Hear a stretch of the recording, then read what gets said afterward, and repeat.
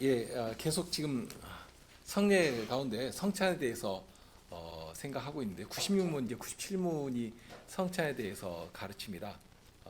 지금 문제 자체를 지금 따라서 생각해 보기보다는 성찬에 대한 여러 가지 내용들을 함께 종합적으로 지금 살펴보고 있는 중인데요. 누가복음 22장 14절부터 23절까지 예수님께서 성찬을 처음에 제정하실 때 그 장면이 담겨 있는 그 말씀을 먼저 읽고서 시작하겠습니다.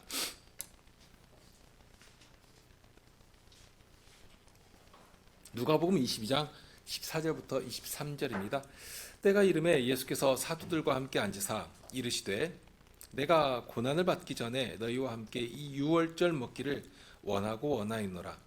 내가 너희에게 이르노니 이 유월절이 하나님의 나라에서 이루기까지 다시 먹지 아니하리라 하시고 이에 잔을 받으사 살해하시고 가라사대 이것을 갖다가 너희끼리 나누라. 내가 너희에게 이르노니 내가 이제부터 하나님의 나라가 임할 때까지 포도나무에서 난 것을 다시 마시지 아니하리라 하시고 또 떡을 가져 살해하시고 떼어 저희에게 주시며 가라사대 이것은 너희를 위하여 주는 내 몸이라 너희가 이를 행하여 나를 기념하라 하시고 저녁 먹은 후에 잔도 이와 같이 하여 가라사대 이 잔은 내 피로 세우는 새 언약이니 곧 너희를 위하여 붓는 것이라. 그러나 보라 나를 파는 자의 손이 나와 함께 상 위에 있도다. 인자는 이미 작정된 대로 가거니와 그를 파는 그 사람에게는 화가 있으리로다 하시니 저희가 서로 묻되 우리 중에서 이 일을 행할 자가 누구일까 하더라. 성찬에 담아 두신 은혜, 그러니까 예수님께서 우리에게 이제 은혜 베풀기를 원하셔서 이 성찬을 제정하신 것인데요. 그 안에 담아놓으신 은혜를 우리가 풍족히 공급받고 은혜 가운데 살기 위해서는 우선 성찬이 무엇인지를 바르게 알아야 합니다. 그러면서 이제 동시에 우리에게 있어야 할 그 참된 믿음의 터 위에서 성찬 자리에 참여해야 할 것인데요. 마침 다음 주 주일에 성찬 예식이 있는 그런 때에 또 이 성찬에 대해서 배우고 있는 것이 참 귀한 기회다 하는 생각을 해봅니다. 성찬은 예수님의 십자가 사건을 기념하도록 하신 예식입니다.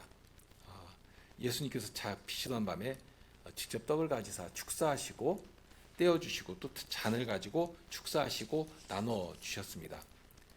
그렇게 하시면서 이 떡이 너희를 위하여 찢기는 내 살이라 하고 주시고 또 잔을 주실 때에도 너희를 위하여 흘리는 내 피다 하고 알려주시고 잔을 주십니다. 그러니까 거기 그 떡이 가리키는 것은 예수님의 살인 것이고 포도주가 가리키는 것은 예수님의 피입니다. 다만 주의할 것은 먹고 마신다고 할 때 먹고 마시는 행위 자체로 어떤 능력을 우리가 힘입고 또 능력을 발휘하는 것은 아닙니다. 마치 예전 그 유월절 잔치 때처럼 어린 양을 죽여서 피를 뿌리고 그 다음에 어린 양의 고기는 온 가족이 함께 먹는, 그러니까 죽은 고기를 먹으니까 고기를 먹는다고 해서 그 자체로 속죄의 사실을 나타내거나 하나님 앞에 연합되거나 하는 것은 아닌 것이거든요. 그러니까 고기를 먹는다고 해서 그 자체로 사람들을 연합시켜주는 능력을 발휘하는 것은 아닙니다. 예를 들면 지금 우리가 그 정육점에 가서 소고기 한 근을 딱 끊어가지고 먹는다고 해서 동일한 소에서 나온 고기를 먹으니까 그 먹는 그 사람과 내가 무슨 상관이 발생되는 것은 아니지 않습니까? 누가 먹는지도 모르고요. 또 그 사람과 나는 아무런 상관이 없습니다. 전혀 상관없는 모르는 사람이죠. 그런데 예수님의 살을 나누고 피를 나누는 사람은 그 의미가 비교할 수 없이 각별해집니다. 무엇보다도 눈이 보는 앞에서 눈앞에서 떼어지는 떡과 나누어지는 잔을 우리가 함께 먹어서 우리가 동일한 한 몸을 먹고 마시는 하나의 교회다 하는 사실을 그 자리에서 인식하도록 하십니다. 확정짓도록 하시죠. 우리가 예수님의 동일한 몸을 먹고 예수님의 피를 마셔서 동일한 살과 피 안에서 연합한 주님의 몸이다 하는 사실을 그 자리에서 확증하도록 해 주시는 것입니다. 동일하게 이 살과 피를 먹고 마신다고 해서 죽은 것으로 하는 것은 아닙니다. 유월절 잔치에서는 그랬을 수도 있습니다. 죽은 짐승의 것으로 했죠. 하지만 이제는 아닙니다. 오히려 이제는 지금도 살아계신 예수님의 그 생생하게 역사하시는 그 생명의 원천이 되시는, 지금 살아계셔서 우리를 지금 먹이시는 그 살과 피로서 우리를 연합시켜 주시는 것이거든요. 그러니까 당신의 살과 피를 우리에게 주시는 것이기 때문에 주님의 영으로 인해서 우리의 영이 예수님의 살과 피가 흐르는 한 몸으로 연합된다 하는 사실을 성찬의 자리에서 보도록 하십니다. 뿐만 아니라 우리가 예수님의 한 몸이 되면서 동시에 우리 모두가 한 몸과 한 피를 먹고 마셨기 때문에 우리 성도는 모두가 그리스도 안에서 한 몸이 된다 하는 사실을 이 자리에서 확인하게 되죠. 그러니까 주님과 연합됐다 하는 사실을 확증하면서 동시에 한 몸 된 성도들과 연합했다 하는 사실을 이 자리에서 알게 되는 것입니다. 예수님의 몸이 갈갈이 찢겨질 일은 없습니다. 몸이 갈라지면 죽죠. 그런 일은 있을 수가 없습니다. 오히려 성신께서는 우리를 예수님의 몸으로 연합시켜 주시고 하나 되게 하시거든요. 예수님의 영이시지만 우리 모든 사람에게 임하셔서, 그러니까 임하신다고 할 때 이렇게 나눠지는 것이 아닙니다. 오히려 한 영 안으로 우리를 연합시켜 주시고 예수님의 한 몸이 되게 해 주신 것입니다. 동일한 성신으로 말미암아. 그 사실을 성찬의 떡과 잔이 보여줍니다. 그러니까 성신이 하나이신 것처럼 우리가 먹고 마시는 떡과 포도주의 주인도 오직 한 분, 예수님이십니다. 그 사실을 성찬의 자리에서 보고 맛보고 믿게 하십니다. 그러니까 성찬에 참여하는 모든 성도가 예수님의 살과 피를 먹고 마시면서 이제 우리가 다 예수님 안에서 연합된 예수님의 한 몸이다 하는 사실을 확증하도록 하시죠. 이제 그것 믿게 하시려고 우리에게 예수님께서 증표로서 이 성찬 떡과 잔을 주시는 것입니다. 그렇게 예수님과 합하여서 우리 모든 성도들이 한 몸이 되고, 그러니 이제 예수님 안에서 하나님과 사귐을 얻을 수 있게 됩니다. 그 주님 안에서 하나 된 성도들과 신령한 교통을 나누며 거룩한 교회를 이루고 거룩한 사회적 문화를 형성하면서 이 시대를 살아가게 되는 것이죠. 그러니까 부활하신 주님께서 하늘에 오르신 후에 성신님을 주셔서 이 땅에 주님의 몸인 교회로서 서게 되고 교회로 살아가게 되는 것입니다. 예수님은 승리하신 후에 하늘에 계시고 하늘 높은 곳에 좌정하셔서 온 땅을 다스려 가시는데, 이 땅에 당신의 몸인 이 교회를 두시고 구원받은 성도들을 그 교회 안에 불러주시고 연합시켜 주셔서 과연 교회는 승리하시는 주님의 몸이다. 오늘 또 원수의 모든 도모를 파하시며 승리하여 가신다 하는 사실을 주님의 몸인 이 교회를 통해서 나타내기를 기대하고 원하신다 하는 것입니다. 이렇게 많은 사실들을 이 성찬은 표하고 있고 우리에게 표와 인으로서 주십니다. 그러니까 성도와 함께 성찬에 참여하고 그 안에서 교제를 나누고 더욱 하나님을 알아가고 감사하면서 그렇게 거룩한 교회의 어떤 실질을 나타내게 됩니다. 그러면 이제 이런 성찬을 행할 때에 자칫 내용이 중요하니까 모양은 어떻게라도 해도 좋은 것인가? 이제 우리는 이제 허례허식이나 이런 것을 좀 싫어하지 않습니까? 그러니까 내용이 중요하다 이렇게 생각하고 뭐 겉모습은 어떻게 해도 괜찮은 것인가? 이런데 이제 우리가 생각이 미치는데요. 지난주에 이제 로마 가톨릭의 그릇된 접근 방식을 좀 생각했습니다. 결론을 말씀드리면 모양조차도 예수님께서 정하신 그 방식을 좇아야 합니다. 자칫 사람의 열정을 가지고 예수님이 보이신 본보다도 더 많은 의미를 이 성찬에 담아서, 그러니까 더 멋진 형식이라도 좀 가미해 가지고 자체로 어떤 종교적인 어떤 그 감명, 감복, 감동, 또는 그런 가치, 또는 그런 신비한 내용, 이런 것들을 더 담아내려고 하는 이제 그런 태도를 가지면 안 됩니다. 그러니까 주님께서 이 일을 통해서 기념하라 하신 그 내용을 담도록 거기까지 가야 합니다.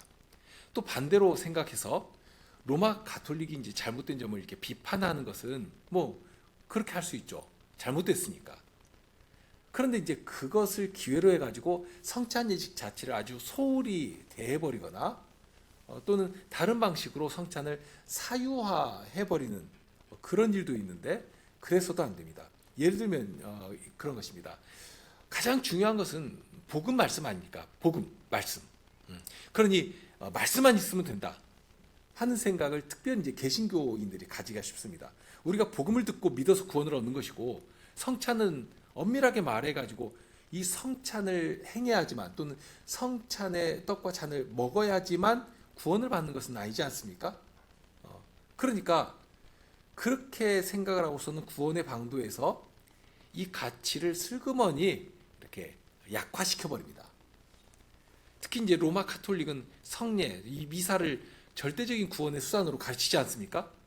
근데 그것이 잘못되었는데, 잘못되었다고 해서 아예 그 자체를 그냥 미신으로 규정해 버리고, 또는 성찬의 가치를 무시하고 우리는 복음이 있으니까 되었다, 말씀만 있으면 된다, 이렇게 생각하는 것입니다. 이제 그런 것도 있지만, 혹은 이제 그런 정도까지 이제 과격하지는 않지만, 꼭 형식이나 제도로 그것을 할 것이 아니라 우리가 언제 어디서라도 은혜를 받을 수 있도록 우리의 편의를 따라서 그걸 사용하면 되지 않겠는가 하고서는 교회 나가지 않고 따로 그 집에 모여가지고 하는 경우도 있고요. 어떤 경우에는 결혼식장에서 성찬을 하는 일도 있거든요. 그러니까 결혼식을 훨씬 더 종교적으로 의미를 부여하기 위해서 그런 일도 있고, 그러니까 사적인 자리에서 성찬을 행하는 이런, 그러면서 또는 단순히 그렇게 의식적인 종교 행사로 의미를 축소시켜버리고 꼭 해야 하는가? 뭐 기왕에 하면 뭐 좋은 것도 있겠다 하는 정도로 가치를 이제 축소시켜버리는 것입니다. 그러니까 아예 거부하고 하는 것도 잘못되었고, 그릇된 방식으로 사용하는 것, 그것도 우리가 대단히 주의해야 합니다. 이제 중요한 점은 성찬은 항상 말씀이 앞서가고 그 말씀을 인증하는 표로서 움직이게 되어 있다 하는 사실입니다. 그러게 성찬을 행할 때는 말씀의 사역자가 있는 교회에서 행할 수 있습니다. 말씀의 봉사가 있고요. 그 연장선에서 성찬의 봉사가 이루어져야 합니다. 말씀의 봉사자가 성찬의 봉사자가 되어야 합니다. 그래서 초대교회 이후로 성찬은 항상 예배와 연결해서 거행해 왔습니다. 예배를 마치고 그 자리에서 성찬을 행했는데요. 그러니까 예배를 마치고 나서는 이제 성찬을 받을 자격이 있는 사람들만 그 자리에 남고 그 사람들과 함께 성찬에 참여했습니다. 그러니까 말씀을 듣는 자리에는 누구라도 참여할 수 있습니다. 또 와서 들어야죠. 들어야 되고 들을 수 있고, 그렇게 예배에 참석할 수 있었는데 성찬은 그렇게 하지 않았습니다. 믿음으로 성찬에 나아가기에 합당한 사람만 참여하도록, 그래서 아직 믿음에 이르지 못한 사람은 참여하지 못하게 했습니다. 그래서 성찬에 참여할 사람은 예배가 마친 후에 남아서 그 자리에서 참여하고, 그렇지 못한 사람은 그 자리에서 물러나도록 했습니다. 우리가 몇 번 배워서 아시지만 미사라는 말이 거기서 나왔다고 알고 계시죠? 그러니까 예배가 끝났으니까 이제 돌아가시오 하고 이 성찬에 참여할 자격이 없는 사람을 돌려보내는 말에서 나왔습니다. 이테 미사 에스트라고 하는 거기 이제 미사, 이테 미사 에스트라고 하는 그 미사라는 말이 나오는데요. 이 말을 잡아가지고 미사라고 줄여서 말하게 되었습니다. 그러니까 어떤 식으로 사용되었든지 말 자체가 중요한 것은 아니고요. 중심은 성찬을 할 때에 예배와 함께 묶어서 행한 것이고, 먼저 말씀 선포가 있은 그 다음에 성도가 함께 모여서 성찬의 자리에 참여할 수 있게 하셨다 하는 것입니다. 그렇기 때문에 우선 말씀이 선포되고 말씀의 봉사자가 성찬의 자리에서 동일하게 봉사하도록 하셨습니다. 이렇게 성찬은 교회에서 시행되게 됩니다. 교회의 이름으로 하게 하셨습니다. 또한 성찬의 떡을 떼거나 잔을 나눌 때에는 말씀을 전하도록 세움받은 자가 하게 됩니다. 그렇게 해야 하니까 성찬은 항상 교회에서 예배와 함께 예배 시간에 하는 것이 우리 개신교회의 전통이 되었습니다. 그러면서 주님께서 주신 방법으로 해야 한다고 했는데요. 그 모양에서라도 우리 교회의 예를 들면 처음에 떡을 나눌 때 한 떡에서 떼서 받게 됩니다. 이것이 아주 중요한 의미가 있고 한 떡에서 떼어진 것이다. 그러니까 주께서 정하신 방식을 따르는 일입니다. 자칫 어떤 편의성을 생각해서 미리미리 이제 떡을 먹기 좋도록 나눠놓고 일시에 정말 일사불란하게 나눠주는 일도 있습니다. 뭐 교인 수가 대단히 많은 그런 교회에서는 어쩔 수 없이 이제 그런 방식을 쓰기도 하는데요. 그래서 뭐 제가 속해 있던 교단에서는 항상 그런 식으로 했습니다. 미리 성찬의 빵을 이렇게 깍두기 모양으로 잘라서 성찬 병기에 놓고 그 그릇을 이렇게 돌리도록 했습니다. 이것을 성찬기라고 하죠. 거기에 담아놓고 성찬을 시작하면 미리 준비해둔 그 성찬기를 들고서 이제 회중 사이를 주로는 이제 당회원들이 이제 장로님들이 이제 그릇을 들고서 이렇게 다니면서 집어 먹도록 합니다. 그렇기 때문에 꼭 그 교회 교인이 아니더라도 상관없이 자기가 세례받았다고 하면 그냥 거리낌 없이 그 빵을 먹고 이제 장로님들도 성찬빵을 집어 먹으면 그냥 먹도록 놔둡니다. 확인하는 그 절차나 이런 거 없습니다. 그렇기 때문에 심지어는 손주랑 같이 온 할머니들은 자기 혼자 이렇게 빵 먹는 게 미안하니까 하나 이렇게 조금 더 집어가지고 손주 입에도 얼른 넣어주고 하는 그런 일들도 있었죠. 그러면서 오히려 로마 카톨릭은 질서 있게 합니다. 로마 카톨릭에서는 미리 떡을 준비하는데요. 그것을 제병이라고 합니다.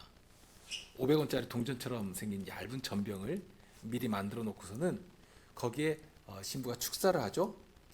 미사 시간에 신부가 자기 앞으로 이제 성도들이 나올 때마다 그 입속에다가 직접 이렇게 넣어줍니다. 이것을 이제 영성체 예식이라고 하는데요. 그렇게 입에 쏙 들어가도록 직접 넣어줍니다. 그렇게 해서 자칫 손으로 받아서 자기가 먹다가 땅에 떨어뜨리거나 혹은 먹지 않고 그 자리에서 먹지 않고 이상하게 이용하는 그런 일이 일어나지 않도록 또 이제 전문가들이 그 떡을 만드니까 떡의 질감에 있어서도 굉장히 고기처럼 쫄깃한 느낌이 나도록 그렇게 만든 제병을 직접 신부들이 성도들의 입속에 주어서 먹도록 합니다. 어떻게든 거기에 미리 준비해둔 제병을 성찬식 때에 나눈다 하는 모양이 있고요. 또 로마 카톨릭에서는 성찬의 잔은 성도들에게는 주지 않습니다. 로마 카톨릭은 교회를 가르치는 교회와 배우는 교회로 이렇게 분리해 버렸지 않습니까?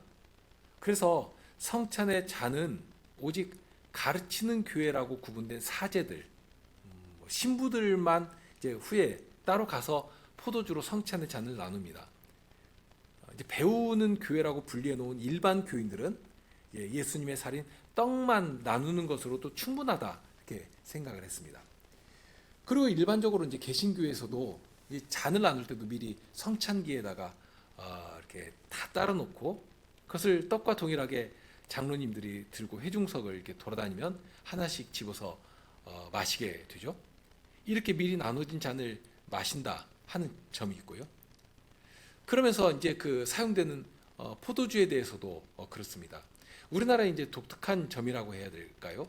우리나라에 전래된 그 개신교회는 특별히 미국의 근본주의와 특히 이제 18세기 말과 19세기 초에 미국에서 일어났던 그 대각성 운동, 이것이 이제 2차 대각성 운동인데요. 이것은 이제 1700년대에 있었던 조나단 에드워즈의 그 대각성 운동과는 좀 구분해 가지고 1800년도 후에 나타난 그 제2차 대각성 운동이라고 구분합니다. 특히 이제 그때에 우리가 잘 아는 무디에 의해서 촉발된 그런 정말 그 대각성 운동이 미국 사회를 영적 부흥의 나라로 만들었거든요. 그런 영적 각성 운동에서 영향을 받은 선교사들이 많은 분들이 우리나라에 와서 정말 목숨을 내놓고 복음을 전하고 했습니다.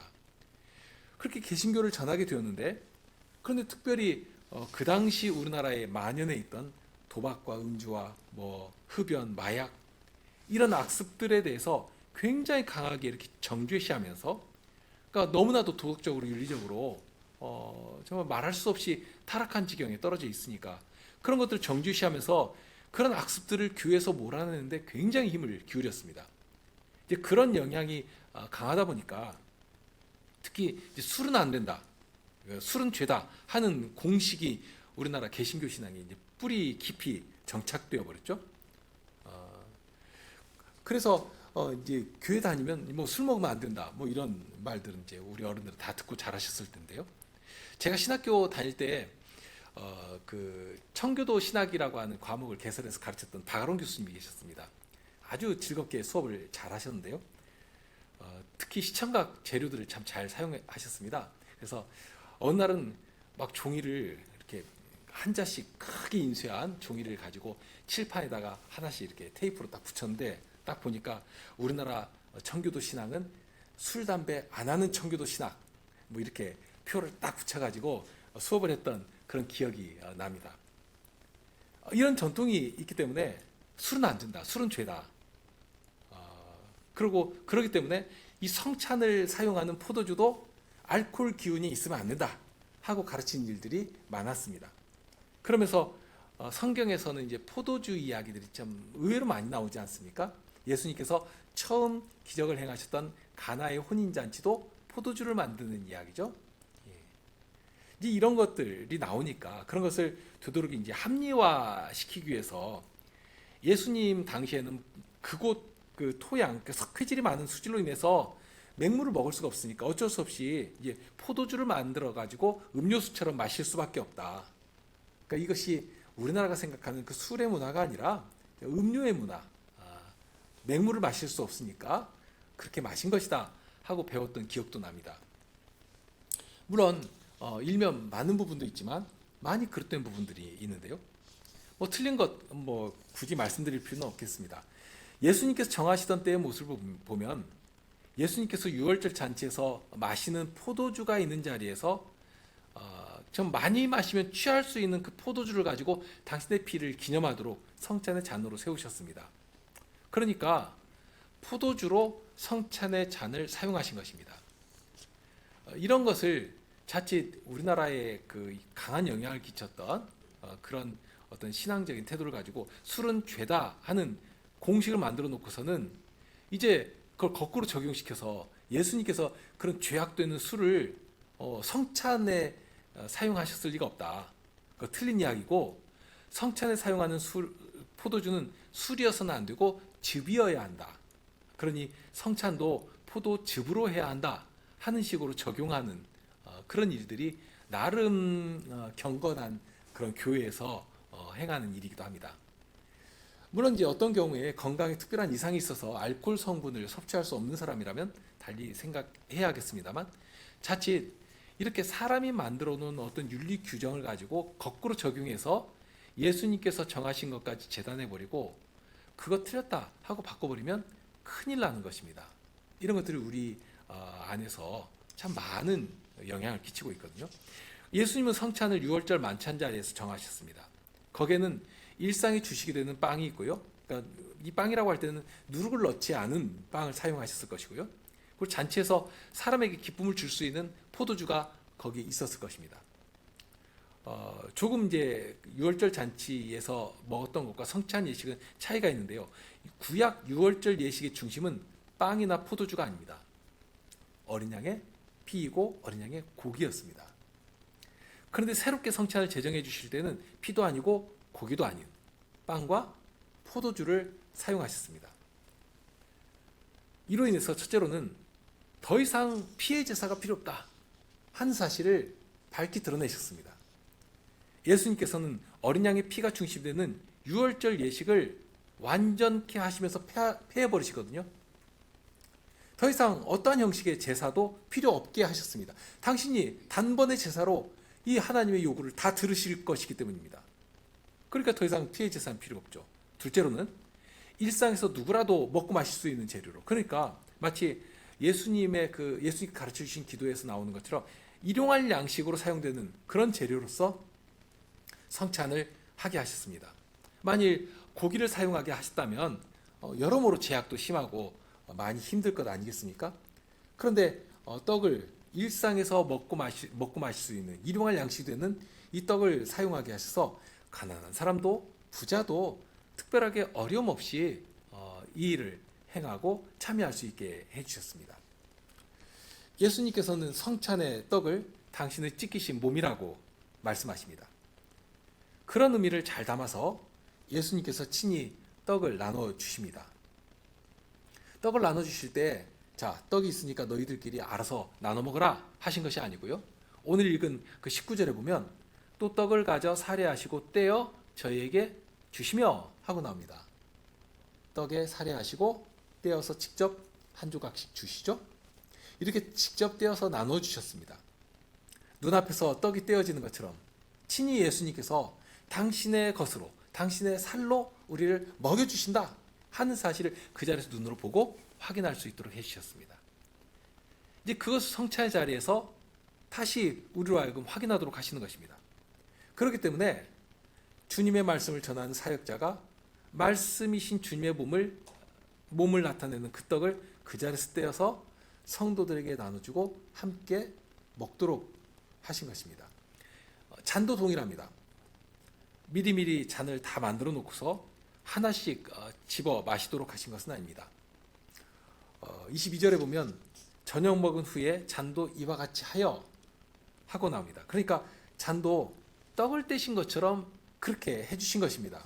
그러니까 앞에 처음에 잔을 나누도록 하실 때는 17절에 보면 이에 잔을 받으사 살해하시고 가라사대 이것을 갖다가 너희끼리 나누노라. 그러니까 이것은 유월절 잔치 자리에서 음식을 먹기 전에 이제 포도주로 이제 목도 축이고 잔치의 기운을 북돋도록 그렇게 먹도록 하신 것입니다. 그러니까 이건 성찬의 잔은 아닙니다. 그러니까 첫째 잔은 성찬이 아니고요. 그냥 제자들에게 포도주를 주시면서 가져다가 너희들이 함께 마셔라 하고 주신 것뿐입니다. 그런 다음에 이제 이어서 떡을 떼어서 주실 때는 성찬 예식으로 하신 것이고요. 그 다음에 이제 이어서 식사를 하게 되겠죠. 만찬을 준비했으니까 아마도 고기도 있을 것이고 다른 음식도 있을 것입니다. 그렇게 식사를 이제 마치는 말미에 가서 이제 포도주를 다시 드시고 성찬의 예식을 그 포도주로 정하신 것입니다. 그때는 처음 나누도록 하셨던 그 잔과는 달리 예수님께 직접 잔을 나눠서 제자들이 마시도록 하십니다. 그 자리에서 나누이는 포도주가 예수님의 흘리신 피이고 그 피로 우리를 영원토록 마시우게 하셔서 이제는 예수님과 뗄래야 뗄 수가 없는 한 몸으로 연합되게 해주심, 그 사실을 그 자리에서 확인하게 하신 것이죠. 이렇게 예수님께서는 일상에서 사용되는 음식으로 특별히 당신의 죽으심을 기념하게 해주셨습니다. 그리고 이제 세 번째로는 성찬을 제정하시면서 제자들에게 이걸 행해라 하고 명령하십니다. 명령하셨습니다. 해도 좋고 안 해도 좋은 것이 아니라 반드시 해야 하는 명령입니다. 그러니 제자들은 교회가 설 때 교회가 항상 성찬을 부지런히 행하도록 가르쳤습니다. 그래서 사도의 가르침에 따라서 교회는 부지런히 행해왔습니다. 앞에서도 강조한 말씀인데 성찬은 성신의 임재로 이 땅에 교회가 선으로 교회가 해야 할 중요한 일로 알고 늘 부지런히 행했습니다. 사도행전 2장 46절에 그 사실을 표현하고 있죠. 날마다 마음을 같이하여 성전에 모이기를 힘쓰며 집에서 떡을 떼며 기쁨과 순전한 마음으로 음식을 먹고, 이게 그냥 자기들끼리 밥 먹고 교제하는 것 아닙니다. 이게 성찬의 원시적인 모습을 보여주고 있거든요. 그러니까 처음부터 그 일을 한 것입니다. 성전에 모여서 사도가 전하는 말씀을 듣고 그러니까 42절에 나온 것처럼 저희가 사도의 가르침을 받아 서로 교제하며 떡을 떼며 기도하기 전혀 힘썼다 하는, 이렇게 이 땅에 성식께서 오셔서 교회가 서게 되니까 성도들이 모여서 사도들의 가르침을, 말씀을 듣고 그리고 서로 교제하고 떡을 떼며 기도하는 일을 아주 힘쓰게 된 것입니다. 그러니 교회가 있는 곳에는 성례가 있고요, 성례가 행해지기 때문에 거기에 교회가 있다 하는 사실, 그러니까 이것이 분리되는 것이 아닙니다. 늘 함께 있게 되었습니다. 그래서 교회의 중요한 표징으로 첫째로 규정하는 것이 뭡니까? 말씀이 전해지는 것입니다. 두 번째가 뭡니까? 바로 이 성례가 시행된다는 것입니다. 순일한 복음이 전파되는 것이고요, 그 다음에 성례가 시행되는 것, 이게 교회다. 그렇기 때문에 반대로 말해서 성례가 정당하게 시행되지 않으면 그건 교회라고 말할 수가 없는 것입니다. 이 두 가지는 항상 함께 갑니다. 그리고서 네 번째로는 성찬을 행할 때 항상 말씀이 먼저 선포되게 됩니다. 그러니까 형식이 아니고요, 그 형식이 담고 있는 그 말씀을 묵상하는 일로 형식에 참여하는 것이 중요합니다. 이걸 가지고 들어가야 되는 것입니다. 말씀이 먼저 전해지고 그 다음에 성찬이 시행되면, 그래야 성찬이 정당하게 은혜의 도구로서 우리에게 적용되는 것이죠. 만약에 말씀이 전해지지 않거나 또는 말씀이 부실한 상태에서 성찬만을 중요하게 여겨버리면 이것은 반드시 형식적인 일로 변하거나 아니면 미신이 되어버립니다. 반드시 말씀을 통해 성찬에 담아놓으신 복음 사실을 배우고 그리고 나서 성찬상에 나아가야 합니다. 마치 이스라엘에게 유월절 잔치를 명하시면서 부모에게 책임을 주어주신 그것과 동일합니다. 자녀들이 이 일에 대해서 묻거든 너희는 이렇게 이렇게 대답해라 하고 알려주신 것처럼, 그렇게 말씀을 맡은 자가 말씀을 잘 전해야 합니다. 자, 정리합니다. 첫째로는 말씀의 사역자를 세워서 그 일을 하게 하셨죠. 그리고 두 번째로는 예수님께 정하신 방법을 따라서 그 자리에서 떡도 나누고 먹고 마시도록 하셨습니다. 그리고 세 번째로는 이 일을 행할 때 교회 자리에서 교회의 지체로 우리가 참여하게 됩니다. 그 교회의 회원됨을 확인하면서 성찬에 참여하게 됩니다. 그리고 네 번째로는 이 성찬에 담고 있는 이 복음에 대해서, 그러니까 말씀을 먼저 듣고 배우고 확인하면서 이 성찬 자리에 참여하게 되는 것입니다. 그런 성찬을 또 다음 주에 우리가 받게 되는데요, 일주일간 생활하시면서 평소에도 자기를 살피는 일을 많이 하실 것이지만 특별히 우리가 1년에 4차례 정기적으로 성찬을 하는데, 이 성찬을 앞두고는 특별히 한 주일 생활하시면서 더 자기를 살피고 또 주님 앞에서 자신을 어떻게 드려야 할 것인지를 더 깊이 묵상하는 그런 한 주가 되시기를 바랍니다. 우리 시편 찬송 같이 하실까요? 34편 1절, 4절, 5절입니다.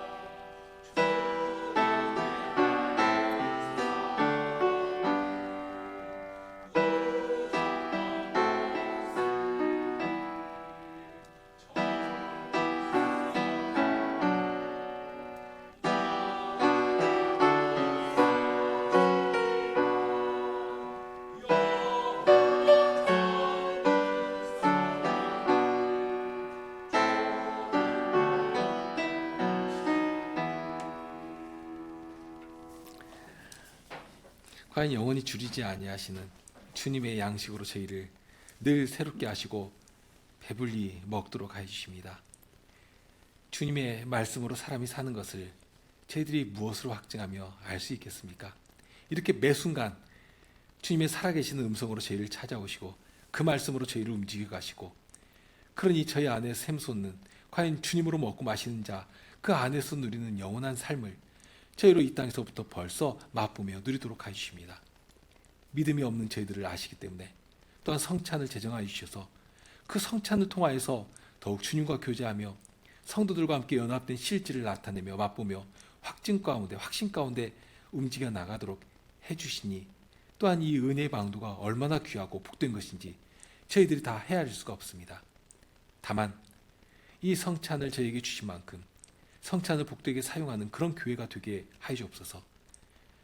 무수히 많은 그런 오류들과 헛된 일들이 교회에서 자행되기가 참 쉬운 것이고, 그러한 자리에서 저희들이 개혁하고자 늘 애쓰며 힘쓰는 것인데, 이런 성찬의 자리에서도 저희들이 개혁교회로서 바로 서 있는 그런 본의를 잘 나타낼 수 있도록 성찬을 더욱 복되게 하시고 더욱 순전한 성찬의 자리로 인도하여 주시기를 구합니다. 일주일의 생활이 있습니다. 성찬에 참여하기 위해서는 늘 자기를 살피고 나오도록 하신 것인데, 일주일의 생활 가운데 더욱 자신을 살피며 주님께서 바라시는 거룩한 성도의 삶이 어떠한 것인지 그 말씀으로 점검하고, 또한 세상과 연합하여 세상의 것처럼 살아버리는 그런 일이 없이 명확하게 세상 앞에 그리스도의 그 선한 일들을 전하며 빛으로서 존재하는 그런 저희들의 삶이, 저희들의 행보가 될 수 있도록 그렇게 저희를 주장하시고 인도하여 주시옵소서. 혹시라도 악한 자들이 거짓된 것이 저희의 발걸음을 붙잡거나 넘어뜨린 일이 없도록 해주시고, 주님의 의로운 백성들이 저희 주위에 가득하여서 주님을 더욱 기뻐하며 감사하는 그런 생활을 할 수 있도록 저희들의 일상을 늘 보호하여 주시옵소서. 우리 주님 예수 그리스도 이름으로 기도합나이다. 아멘.